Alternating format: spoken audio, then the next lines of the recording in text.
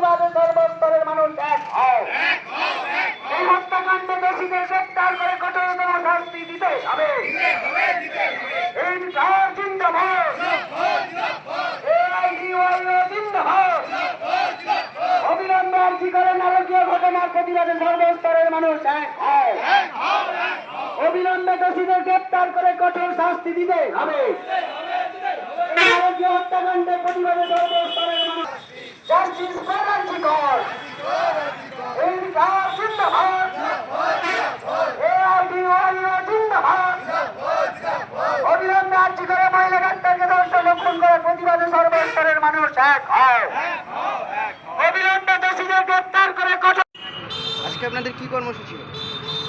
আরজি করে যে নারকীয় হত্যালীলা হয়েছে তারই প্রতিবাদে আমাদের প্রিয় যুব সংগঠন এআইডিওয়াইওর পক্ষ থেকে প্রকৃত দোষীদের চিহ্নিত করে দৃষ্টান্তমূলক শাস্তি দেওয়ার দাবিতে আজকে বেল্লা শহরে আমরা মিছিল এবং পথসভা করছি।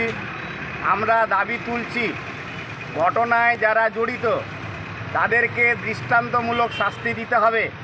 পাশাপাশি সরকারি উদ্যোগে মদ, জুয়া, সাট্টা, অনলাইন লোটো, পর্নোগ্রাফি বন্ধ করতে হবে। একজনকে কেবলমাত্র শাস্তি দিলেই প্রবণতা সমাজ ব্যবস্থা থেকে চিরতরে বন্ধ হয়ে যাবে, এটা আমরা মনে করি না।